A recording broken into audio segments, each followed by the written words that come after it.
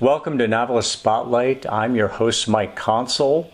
In the spotlight during this episode is Amy Sands Brodoff. She is the author of several novels and short story collections, but her latest work is called The Sleep of Apples. It is a novel, but it is also a collection of linked short stories, which is very interesting to me. That's one of the subjects we'll be getting into, along with some of the characterizations that she has in the book, some of the topics that she tackles, some very modern day topics, some modern day characters. So with that, Amy Sands Brodoff, welcome to the program. Thanks so much, Mike. Thanks for having me. It's a pleasure. And let me start by asking you a really fundamental question. Why do you write? Well, Mike, I write to make sense of the world and to create a shape where there seems to be just chaos or pain or meaninglessness. And I actually find it comforting that writing is a practice that I've been involved in pretty much since childhood. And for me, there's something redeeming about writing and making a connection with readers, hoping, to produce empathy, entertaining, moving, changing, enlightening. So it's this really fulfilling act of, it's almost sculptural, like taking things that happen or fears or obsessions and creating something that has a shape, like a sculpture has a shape. It's interesting that you mentioned a sculpture, because I was just talking recently on one of the podcasts about sculpting and additive versus subtractive sculpting and so on. I think writing very much is like sculpture, particularly since we tend to produce a lot of copy and then we chisel away at that to distill it down to its essence, as well as rewriting it and so on. So now you mentioned childhood. At what age did you know that you wanted to pursue a writing career, or just plain write? Well, I won't talk about a career first, but I think as soon as I discovered the joy of reading, I remember being in kindergarten or first grade, and the way we learned to read was this sort of giant red book that the teacher held up, and we sat in a little circle. So I was really passionate about reading as a child. And I knew I wanted to write from around 5 years old. I mean, I wouldn't say that in terms of a career, but I loved writing. I used to take long walks with my older brother, Andy. We had this huge golf course behind our house, and we told stories out loud to each other. So that's kind of how it started, sort of oral storytelling, I guess, with my brother. That's interesting. So you're telling stories to each other. Did you go back and forth and build on one another's story? So he might say a line and then you would deliver a line that builds on what he said, or were you telling independent stories? I think we built on the same story together. It's kind of communal. Although as a novelist and writer now, it's very much my own thing. Like, I don't really collaborate except at the stage of working with an editor, which we could talk about later. But with my brother, it was sort of just a fun thing that we did together. That's interesting, because Steven Spielberg, the great movie director, I remember reading a magazine about him in one of the big news magazines, Time or Newsweek, and he sits around the dinner table with the children and his wife. And those children, some of them are biological. I believe he also has some adopted children. And one of the routines that we'll do is he will come up with a line, basically the start of a story, and then it's handed off to the person next to him to add a line to. And of course, some of these are younger children, unbridled in their imagination, which makes them all the more... Yeah, it makes them all the more valuable, because what happens to us as we become adults is we're always so concerned about sounding foolish that we really tend to restrain ourselves in a way that doesn't lend itself as much to the creative imagination of, say, a child. You mentioned that you make sense of the world through writing. I want to ask you to expand on that just a little bit, or maybe get into other facets of writing? Because one of the questions I want to ask is, what does writing do for you? It makes sense of the world. Are there some other aspects, other things it does for you? Well, it does a lot. I mean, I really think of my writing more as a calling and a practice rather than a career. It is my career, but like any practice, it provides a kind of structure and purpose and meaning to my life. And the idea that it's a practice is really important. Like, you don't pick it up like every 6 weeks. So it's a purpose, it's a goal, it's a dream. I would say that writing gives me a lot of joy, the process of finding the story, which goes back to that image, which I think is great, of sculpting, because that really fits my practice. There are writers, though, who have to I have to do both. I have to carve away, but I also have to develop, and we could talk about that more later, because things don't sort of spring fully born on the page. Sometimes you have to really develop and think about elements in order to create the depth that a really good novel or story will have. So it does give me joy. Even when it's very difficult. And I still have this memory when I lived more near New York. I used to write in this library, and I was so frustrated with the story that I was working on. It wasn't working at all. And then I just took a walk. I actually got a migraine from being so frustrated. And then I took a walk in the park, and literally I just had this epiphany of how to make this story work. And that's the joy. That's what writing gives me, just that you can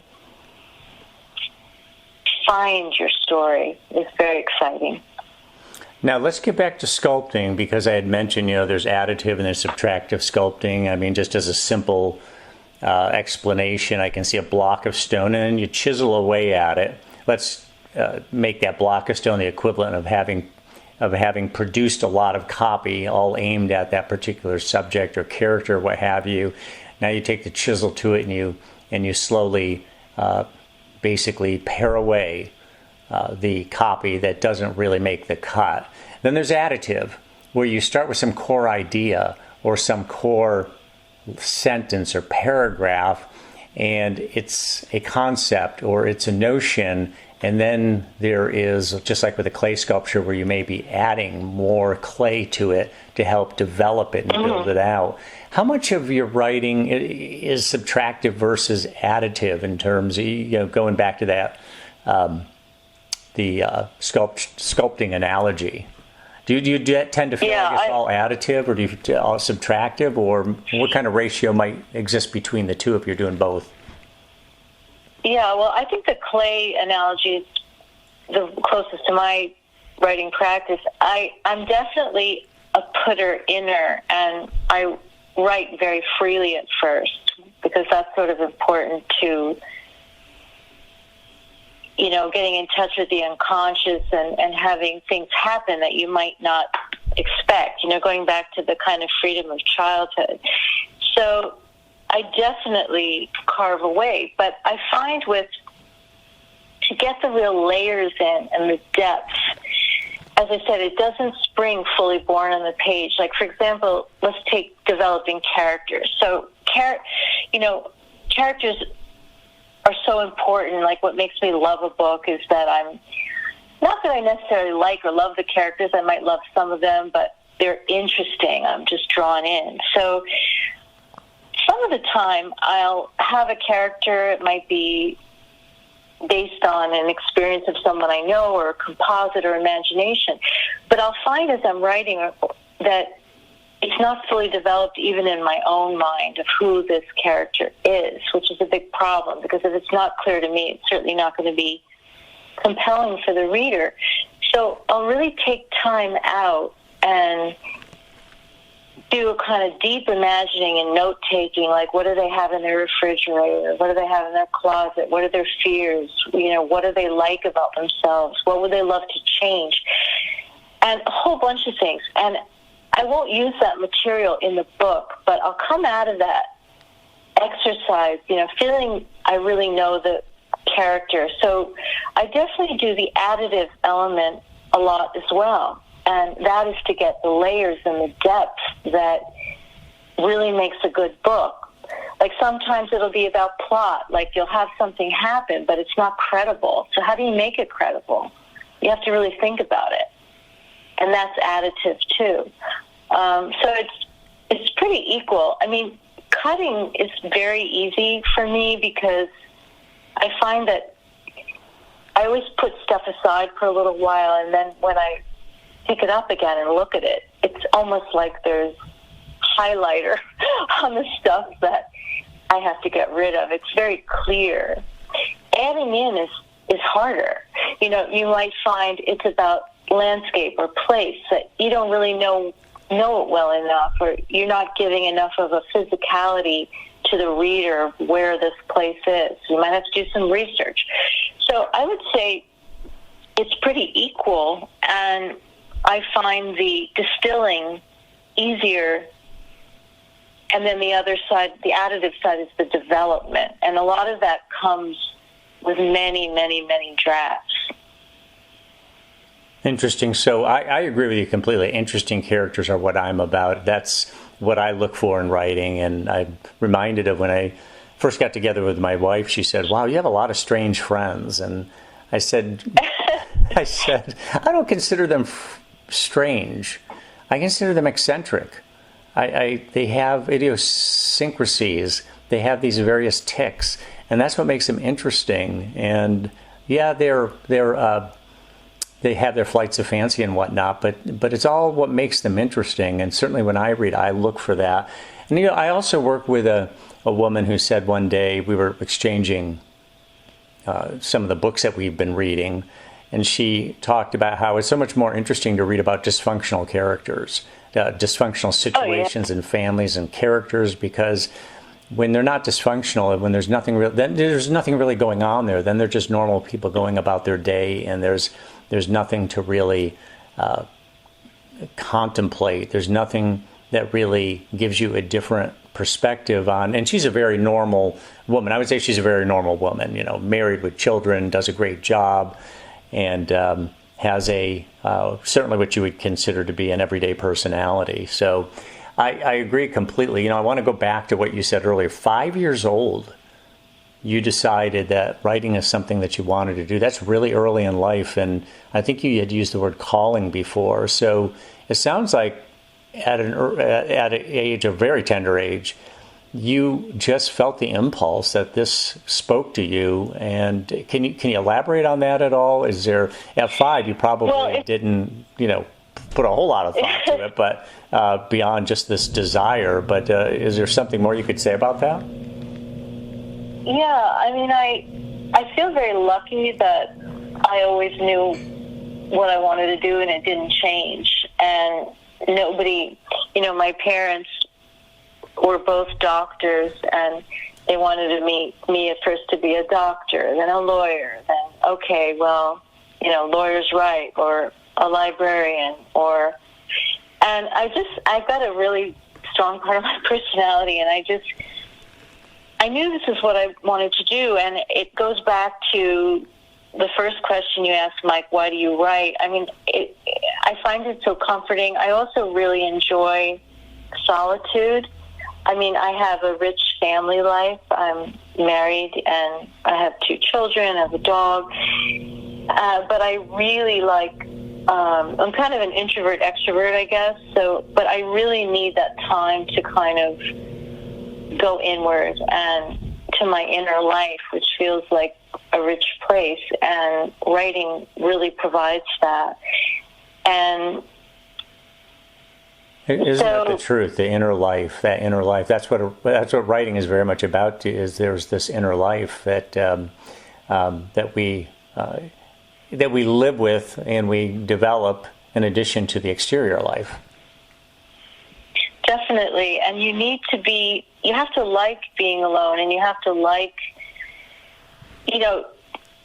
it's it's very delicate, that inner life. Like, you know, when you have a dream and you sort of like half awake and half asleep, and you sort of remember it, and then you completely forget it when you wake up. And writing, you have that inner life, but if you don't have the solitude and the time to practice your writing, it's like a thread. Like, the more that you sit down and do it, you're going to get more and more inspiration. But if you just ignore it and run away from it, it's just going to die, you know, like a flower without water. So you have to really like solitude. So I really enjoy solitude, but I also love to be with people. But I find if I'm too much always with people and, you know, talking, I just find it really wearing after a while, and I really need that quiet time. And I think that writing is not only when you're sitting at your desk, like working on your project. Like,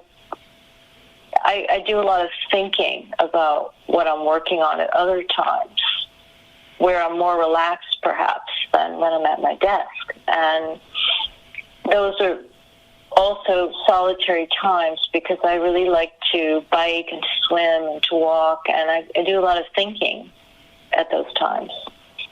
Talk about your subject matter. What is your subject matter? Now, you've written several books, so I don't know if there's a consistent theme to subject matter, but artist tends to have a certain, they might be an impressionist, they might be an abstract artist or what have you. Can you put your subject matter into a particular phylum? Yeah, I think all the books are different, but there's certain themes, I guess, that are kind of obsessions. I write a lot about mental health, mental illness, which is an issue close to my heart. I write often about family, the complexities of family, not only families that you're born into, but the families you form. I tend to write about sort of difficult subjects and subjects that have some weight to them. My last novel dealt with a refugee crisis. And, you know, as a Jewish person, a lot of my family were refugees. I wasn't writing about my Jewish family, but having that history sort of was helpful. And so it varies, but I would say that that's some of the common elements. In this current book, The Sleep of Apples, I deal with mental health, mental illness, and also with mortality. You know, we're still in, and we're going through this COVID pandemic, and I think impermanence and mortality is on everyone's radar. And before the pandemic, I lost my mother, my father, and my beloved stepmom. I don't like the term stepmom, but other mother. So, and then the pandemic hit. So those kinds of themes were really on my mind. You know, I hear John Irving in what you're saying. I hear Philip Roth in what you're saying. Talk about, and no doubt there's other, they may or may not be real inspirations, but there's, and no doubt there's other authors who have been influential in your life regardless. What gets you high when you're writing? Too much coffee, Mike. Too much coffee? What about your writing gets you high? Yeah, no, seriously. What gets me high is that state of immersion that is so precious that you're not aware of it when you're in it, because you're in it, baby. And so when I'm just excited by the characters, their stories, what's going to happen, and it's a flow state where 2 hours feels like a minute. So that's the high. And you can't really force it. It's like when, let's say you're tossing and turning in bed and you can't sleep, and then you realize the next morning, oh, I fell asleep. I didn't realize, like, when I fell asleep. It's kind of like that. You can't force it. But when that happens and you're just in it, it's just such a great feeling. So what writer most inspires you? Is there a writer that is kind of the one that is a favorite or gives you the most inspiration for your own writing? Well, it's hard for me, Mike, to choose just one. I've for a long time been inspired by the Bronte sisters, who have this extraordinary creativity even as children. They created these worlds and novels. Their brother had been given this set of toy soldiers, and they created all these like miniature books, which I actually went to Haworth where they lived, and I saw these miniature books that they did as children. And I'm also really moved by the depth and the breadth of the worlds in the novels, particularly of Emily and Charlotte, Wuthering Heights, Jane Eyre, Villette, because they lived in this tiny, tiny house in Haworth on the moors, completely isolated, and they had very little experience of the world, but their imaginations were incredible. And I've recently been inspired by the novelist Douglas Stewart, who is originally from Glasgow and lives in New York. And during the pandemic, I found, like many people, I was having trouble with concentration. I was having trouble reading, which was really a drag. And then I picked up his novel, Shuggie Bain, which is just amazing. He just transforms incredible loss and pain into this devastatingly beautiful story. It's probably the best novel that I've read in 10 years. And interestingly, my husband, he's a big reader. He also likes science fiction, which I don't really take to. So I said, you have to read this book. I want us to read the same book. And he really couldn't read it. It's very dark in a way. And the writing is gorgeous. It's about this gay boy in Glasgow, this really macho culture during the Thatcher era. And he's raised by his single mom who's an alcoholic. So it sounds very dark, but I just adored this novel, so I'm inspired by him, Douglas Stewart. And then I'm inspired by the late African-American playwright August Wilson, and I keep this framed quote of his above my writing desk, which I know by heart, and I just find it really beautiful. He says, you have to confront the dark parts of yourself and work to banish them with illumination and forgiveness. Your willingness to wrestle with your demons will cause your angels to sing. Use your pain as fuel, as a reminder of your strength. And it goes on.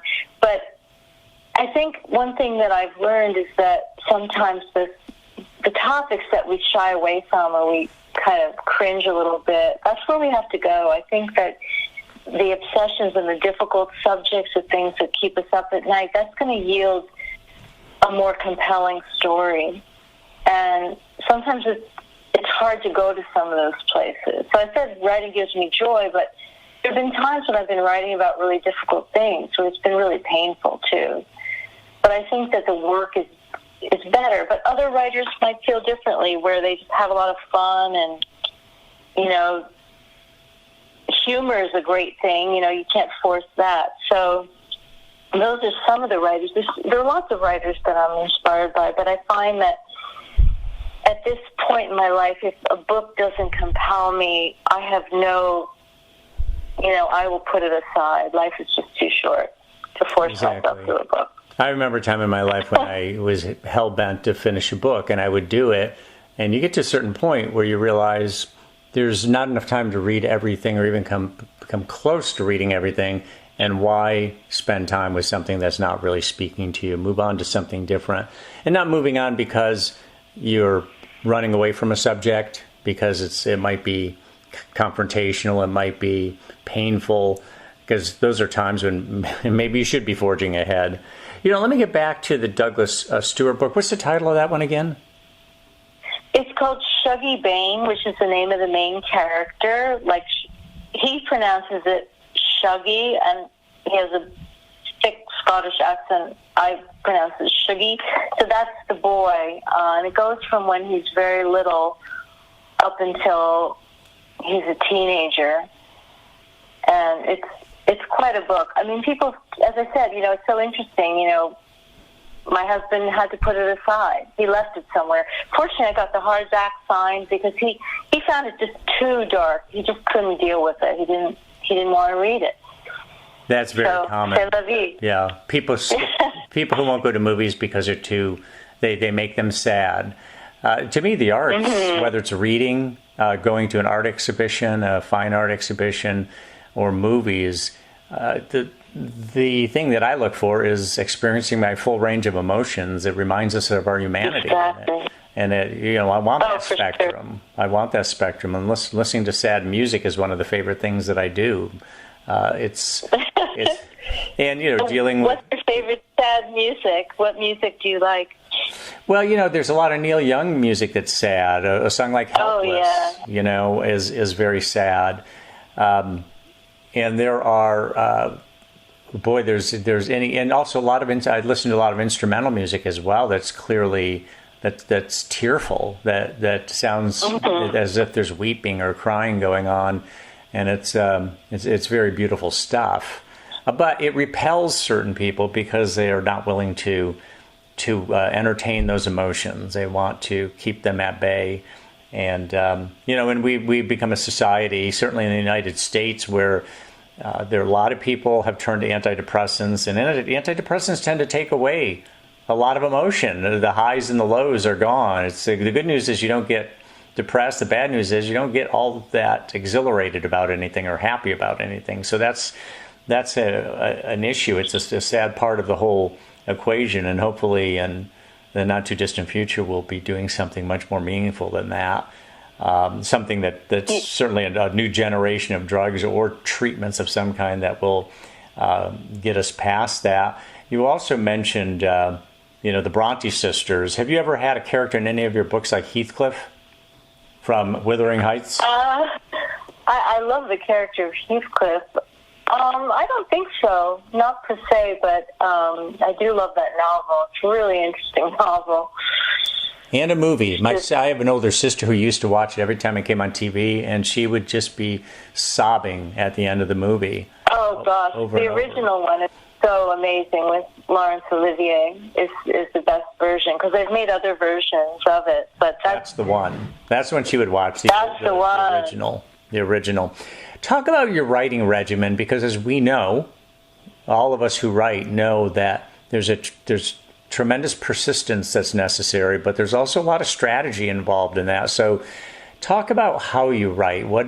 How often do you write? How much time do you put in per day? How do you approach it physically and strategically?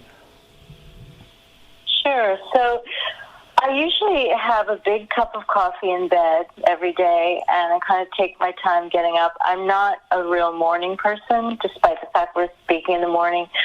But I do my best writing in the morning. So when I say I'm not a morning person, I don't like to have to interact a lot in the morning if I can help it. Of course I have to at times. But so I have coffee in bed. Sometimes I'll start writing there. And then I segue to my office, which is my room of one's own, to quote Virginia Woolf, which is next door. I try to I find it very stressful to have to write if I only have a little bit of time, because as I talked about that immersion, it's hard for that to happen, or if it does happen, it'd be, really frustrating. So I try to work I'd say about 4 hours during the week from the time I get up. And then in the afternoon, I'll do other things. I'll do my freelance paying work or, appointments if I can manage to make them at those times. And I find that I can put in more time when I'm revising, but I find the rough draft stage really kind of difficult, and I need to put the critic sort of in the outhouse so I can just write. So when I'm actually drafting, what I usually do is I try to write about 3 to 5 pages each day. And I work during the week, and then on the weekend, if I want to work, fine, but I usually do other things. So the page, or I'll write down, I have these little 3x5, those Post-its that have lines, and I always write down what I want to accomplish that day. I usually write the next day. I usually do it the night before. And And then your mind goes to So work on it during the night and in your dreams. Sometimes we can go to sleep with a problem on our mind, and then we wake up the next morning and there's a solution because the subconscious mind's been working on it. Exactly. And sometimes I'll start like the next thing for the next day just so I'm not, so I can get into it more easily. But I do these little goals for myself, daily goals and monthly goals. And also when I'd hope to, say, finish a first draft, because if you don't do that, you can just fail to, just kind of slack off. So I definitely do have some structure to my writing. Now, do you outline a book when you're working on it, or do you start with an idea and attempt to let it fill out organically? Well, I write very freely at first, so I don't do an outline at first. This is different from my nonfiction writing, because I do some nonfiction writing, and there I might do a little outline again on these, 3x5 little Post-it lined pads. But for fiction, the first draft, I just want to have this real free flow of ideas. So I just write and write and write. I don't even look at it sometimes. It's all on the computer. And then I do an outline later as I kind of figure out the novel. So it's kind of weird. I don't lock myself into an outline in the beginning. I often know what the beginning and the end is, though, or where I think I'm going. So that's helpful. Yeah, precisely. But the free writing is really important to me, and it's hard for me too, because I feel like, I'm writing a bunch of crap here. This is terrible, blah, blah, blah, that inner voice. But I just try to do it, get into it, and then I always find that there's really great stuff in there, and I have to go through that process. I've interviewed and met writers who write very differently, like Zadie Smith and certain Nicole Krauss, who I interviewed, where every sentence has to be perfect, and they go on to the next sentence, and they do one draft. And that's not at all the way I work. Both Nicole Krauss, who's an amazing writer, and Zadie Smith, another amazing writer, that's how they write. So they're probably geniuses, but I can't work that way. I have to kind of go through a lot of different stages with my work. Well, they might be geniuses, but they also may be editing as they go. I mean, Tom Robbins is a guy who writes a single draft, but he says he doesn't release a sentence until it has been written and rewritten until it's polished, and then he moves on from there. So he feels like the rewriting process is going on continuously in tandem with the writing process. Now, I don't write that way. I think it's very difficult to write that way, but it works for him. And I suspect other writers are also don't like to release a section of writing, or maybe even a sentence, until they've really bore down on it and feel like they've put a spit shine on it. So to use a military term, spit shine. What's the best piece of advice you've received? Well, it really goes back to that quote that I read you by August Wilson. Just not being afraid to confront difficult material. And another great piece of advice, I'm just thinking of it now, I had a teacher, Paula Fox, who was a writer, and she said, go to your desk no matter how you feel. That's good advice. And tenacity is so important in writing. And I hate it when I teach people and they want to know how to get fame and fortune, like before they've even written anything. So it's just, you really have to kind of go to your room no matter how you feel and see what happens. So that was great advice. And just sticking with it. I mean, that hasn't been so difficult for me because this is what I want to be doing. I'm not doing this for fame and fortune. Not that I would mind fame and fortune, but that's not my purpose. I think there are people who are always trying to second guess, like, what's going to be the next big topic, and they're always one step behind, because you have to write what's meaningful to you. I don't really agree with entirely write what you know, or like, it's such a complex thing. I mean, I think you have to write what you're really interested in. Maybe some of it you know, maybe some of it you have to learn about. So that advice hasn't really, doesn't really work for me, to only write what I know, because that would really limit me as a writer. I agree. So those are some, yeah. You have to be able to write what you want to know. You know, make it an exploration. And write what you want to know. I think most writers have a lot of interest. Yeah, most writers have a lot of interest, and yet we are ignorant about a lot of the things we are interested in. And the developmental process is a learning process. So I think that's great advice. So.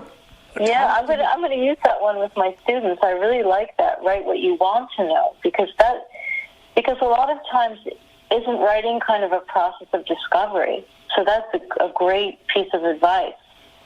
We're trying to understand and learn something. Yeah. I think there's a richness to that, because we all want to learn, and then to be able to transmute that onto a written page in a form that is meaningful to us and meaningful to readers that's a beautiful thing. It's the artistic process. Now, you mentioned you go to an office to write. You mentioned sitting in a chair. But you also mentioned, I think you're a fairly physical person in terms of taking walks, maybe hiking and so on. Do you get writing done while you're on the move as well? Oh, very much. And that's really important to me, because I can't sit all day long. You know, I really need to move, and I get a lot of my ideas. I love swimming. I love water. It's my happy place, so I get a lot of ideas. Swimming in a pool is a little monotonous, but that's kind of a good thing. I just like the feeling of being in the water and riding my bike and hiking, so I really do a lot of thinking on the move, for sure. And I think people can get very tense at their desk and kind of blocked up, so that's very important to me, and I'm pretty active. You know, that's been a part of my life. My dad really emphasized that growing up, and my mom as well, so I've been active my whole life, and I love it. And it also gives you talked about the high of writing. Well, you know, those endorphins of being physically active are just amazing. It's just a natural thing, and it's real. Talk about creating characters, because you like reading about interesting characters. You like writing interesting characters. Talk about creating characters. What can you tell us about your approach to that?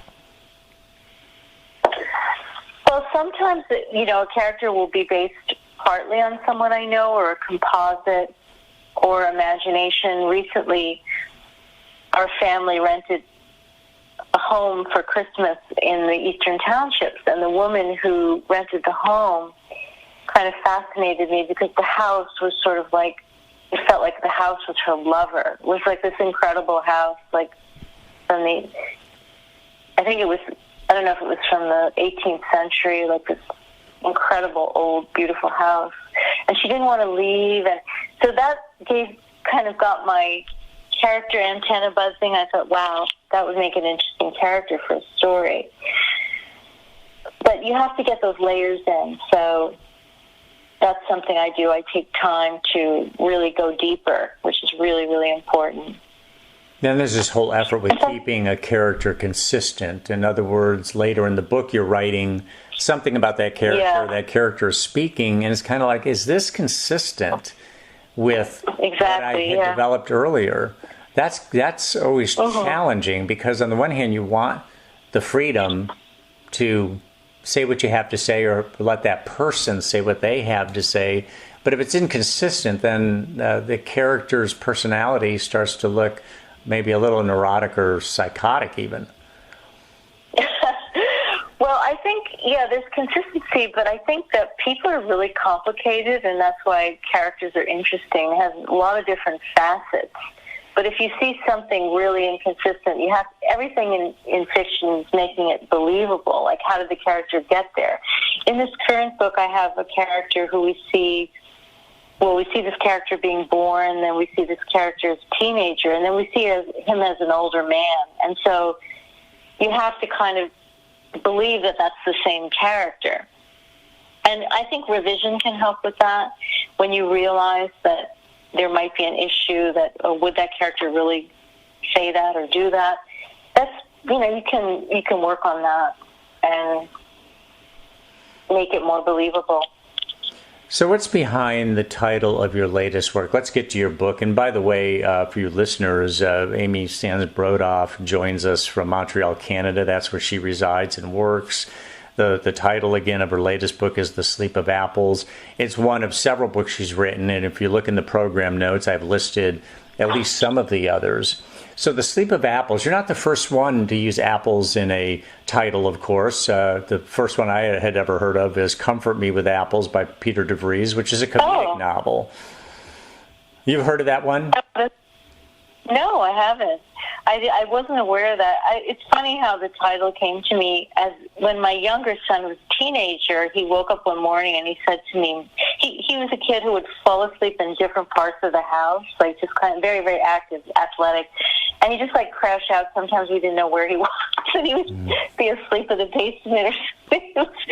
But he woke up as a teenager and he said, "Mom, I slept the sleep of apples." And I thought he'd made it up, and I thought it was so beautiful and kind of mysterious. And then I found out that there's this gorgeous poem by Federico Garcia Lorca, and the poem is called Gazella of the Dark Death, and it's this beautiful poem that is really about life, sleep, death, eroticism, and immortality.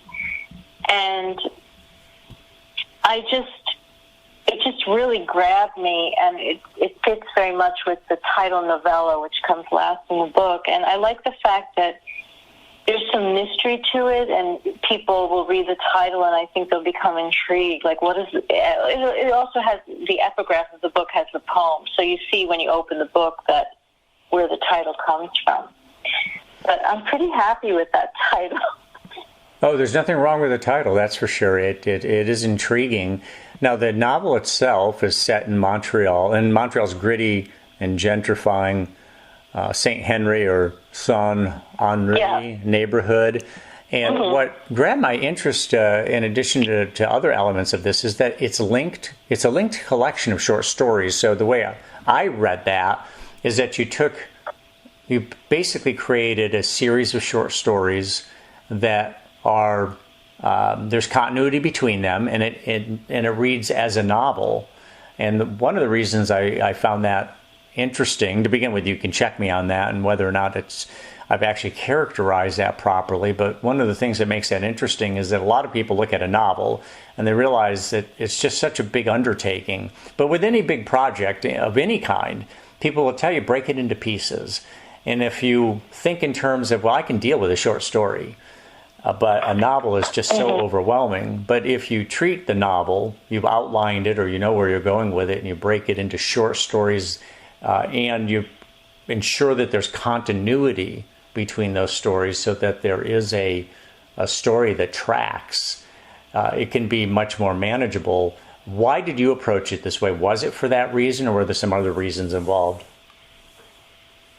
Well, I think this book is kind of a hybrid straddling the novel and the short story form. I think I just was working on these different stories, and I became really involved with the characters. And though they were all really different from one another, the neighborhood of Saint-Henri kind of pulled them together. And I'd read we talked earlier about who inspired me, and I read some wonderful books that were this genre that my book is.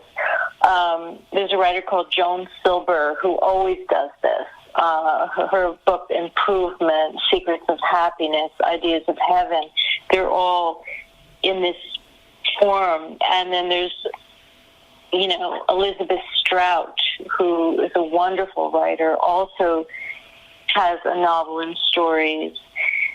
And There's another writer, David Salloy, who is nominated for the Booker Prize. He has a couple of books. One is called All That Man Is, and another one that I reviewed that I just loved called Turbulence, which is all different airplane flights. And then you see how the people are connected. So it's a form that I've really enjoyed reading. I have another story collection that's not in this form. It's kind of joined thematically, but each story is kind of different. I knew I didn't want to write just a grab bag of stories that had no relationship, so it kind of developed organically that I was going to do linked stories for this, and it kind of has a real powerful impact because the reader sort of finds out these connections themselves and is a lot more active than in a novel where you might have more, backstory and context. So I had a lot of fun writing this book. Now, I see here in the notes that there's 9 interconnected narrators. I'd like you to talk about that a little bit. Are these 9 different people who are offering a different perspective on what's happening? I mean, I've seen books written in a manner that would say Amy's story, and the next chapter might be Michael's story. And it's one story, but of course, no two people see things the same way. Our interpretations are so different. I mean, you know what they say, it's 10% is what happens and 90% is how you react to it. And certainly people, the same event can happen with people and they come away with very different perspectives. So talk a little bit about the 9 interconnected narrators. That sounds like a lot of narrators. Yeah, well, it begins and ends with the same character called Miri, and she becomes a psychiatrist. So she's actually the psychiatrist of a number of the characters. She takes care of some of them. And both the first story and the last story were kind of inspired by family secrets in my family. I found out that, I always wondered why there was such a big gap between my father and his younger sister, my Aunt Bobby. There's like an 11-year gap. And I found out not from my father, but from someone else that there had been another sister, a younger sister, and that my father had measles at around 5 years old, and his little sister caught it and died, and that his parents really blamed him. And my dad did become a doctor, and it was a kind of defining event of his life, really, and I didn't even know about it because he never talked about it. So that's kind of was the inspiration for the first story. And so there's some cohesiveness in that we begin with Miri and we end with Miri. The first story, she finds out the secret about her dad. Again, it's a little bit transformed and different than, real life.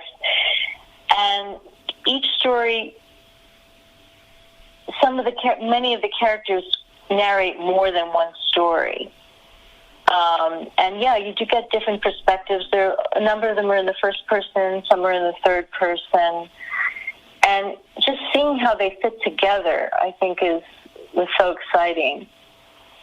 So it does end up being cohesive, I hope. Well, that's a challenge. It's always a challenge, let alone with this particular model that you used. Now, in one of the stories, a person named Collier is a gender-fluid, non-binary teen. There's so much conversation about this sort of thing today. There's Rachel. She's a breast cancer survivor, and I understand you also, Amy, are a breast cancer survivor. Yeah, and also the mother of a transgender son and a gay son. Mm-hmm. So you're writing about an awful lot of what you know. Is this almost cathartic for you at the same time? You deal with mental, and we'll get to this in just a minute, but you deal with mental health issues a lot in this novel. Mm-hmm. But let's start with these characters that you created that are very much in the conversation today, the non-binary, non-fluid sort of thing. Obviously, breast cancer has been with us for a long time. Then the transgender son, the gay son. Elaborate on that a little bit. Yeah, well, the characters are not literally based on anyone in my family, but starting with the mental health issue, the older brother that I talked about, I have two brothers, but the older one, who I was really close to growing up, so close, he developed schizophrenia as a teenager, and that was a real trauma for the whole family. And it's a devastating illness.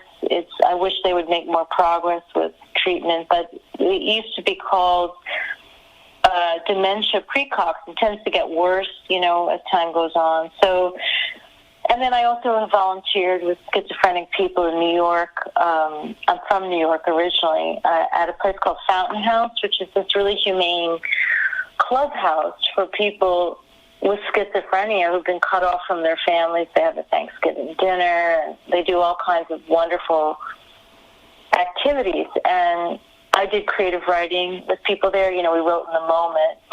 And my husband taught some computer skills. We used to volunteer there when we lived in New York. So, and then there's other mental illness in the family. My husband's father had schizophrenia, and my husband's mother was a survivor of 3 concentration camps in the Holocaust. So she had what we now know is post-traumatic stress. So it's just an issue that's really close to my heart that I always write about. I was shocked with my brother. He was supposedly had an IQ in the genius bracket, but even teachers and doctors, when he was kind of becoming very ill, they weren't necessarily empathetic. And there's still so much stigma, and I think stigma comes from things that we're afraid of, we don't understand. And that's so painful, not only for the person suffering, but for the family. So that's an issue that comes into my work a lot. There's a story in this collection, the shortest story in the book, called Will the World Pause for Me? And it's from the point of view of a teenage girl who's an artist who is just developing schizophrenia, and it's in her point of view. So that was a real act of imagination, empathy, and also experience, because I've been with schizophrenic people. So that's where that comes from. The character of Collier is gender fluid, and that's something that interests me. I mean, I really grew up with, the binary, you're male or female, but a lot of people don't feel that fits who they are. My younger son is a transgender man, so he's different than my character in a lot of ways.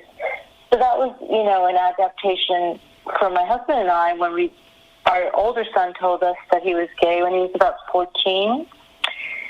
And then our younger son was always major tomboy, like a 2 and a 3. He says, I'm a boy, I'm a he. So in one way we weren't that surprised, but when he was in his, late teens, early 20s, came out as transgender. And so we support them and adore both of them. But of course we had to adapt to those identities. Of course.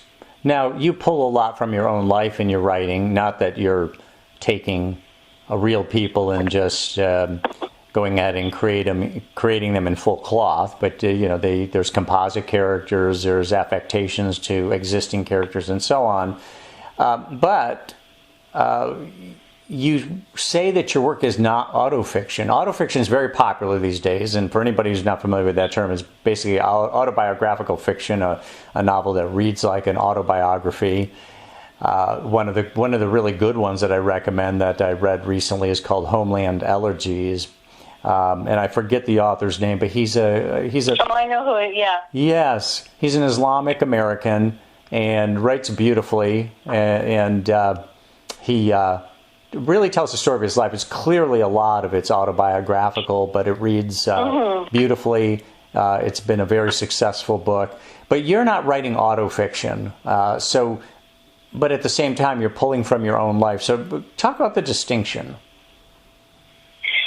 Well, yeah, autofiction is not something that attracts me for my own work at all, although I'm definitely interested in reading Homeland Elegies, and there have been other books that are autofiction that I've enjoyed.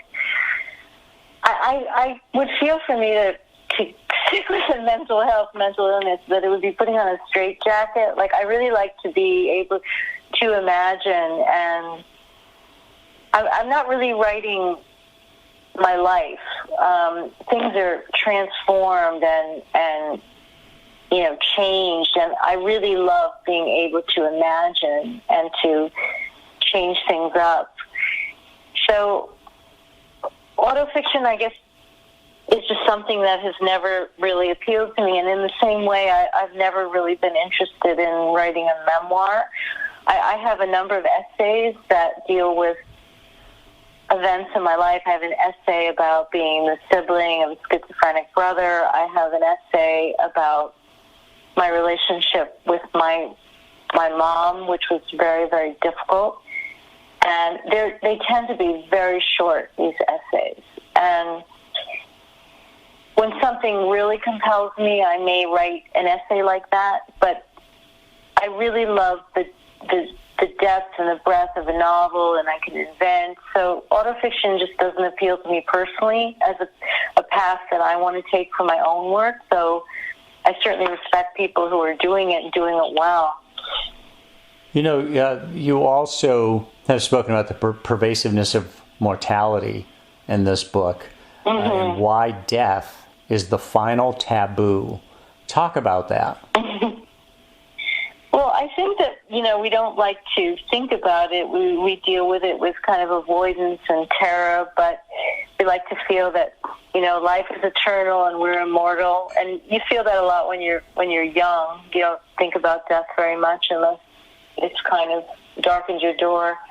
But I think with COVID, everyone's become more aware of it. And as I said, I lost, all my parents and dealt with sort of helping them through their deaths. My mother, I spent a lot of time with her before she died, even though we had a very difficult relationship. And she had lung cancer, so I knew that it wouldn't be long, and I visited and we talked. And it really comforts me now because I was able to kind of heal our relationship a bit. She was a difficult woman and kind of had a difficult mother herself. And then I was so close to my dad, adore my dad. And he and my other mother kind of died, one after the other kind of thing. And so, death kind of was something I was really dealing with myself. And then the pandemic hit. But one of the stories, the novella, deals with sort of choreographing your own death, having a kind of death that you want to have rather than just protracting life through, all these awful medical interventions.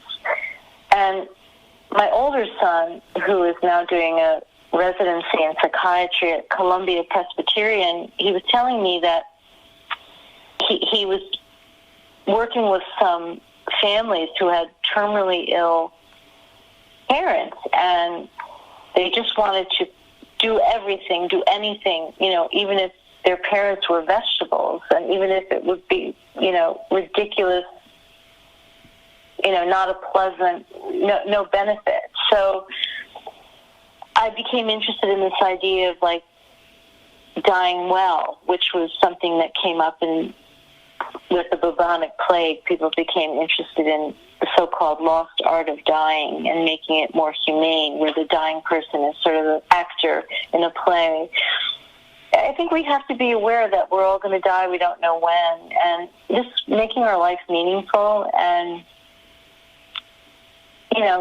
it's a one-way road, really. So I just became interested in that, I guess, because that was really affecting me profoundly in my own life, but not writing about it literally. Yeah, death is, kind of the elephant in the room, but it's an invisible elephant, I should say, because we choose not to look at it, we choose not to talk about it. It's awfully confrontational, but at the same time, when we focus on death and that we have X amount of time, which nobody knows how much time they really have, it can also be motivating to get moving on things, because ultimately, when the time comes, we want to be able to say that we did something meaningful, or we did something that we wanted to accomplish during that period of time. You know the famous quote about of all the words of heaven, I'm misquoting, but all the words of heaven and earth, the saddest of all is what might have been. And a lot of people spend their whole lives avoiding something. And sometimes when we really focus on death and know that it could come at any time, let's get moving. Let's get things done, and let's have a healthy attitude towards death, and go from there. Amy, this has been a very interesting conversation. You're a very thoughtful person, and thank you. Dealing with some of these subjects, death, transgender, the gay lifestyle or the gay realization,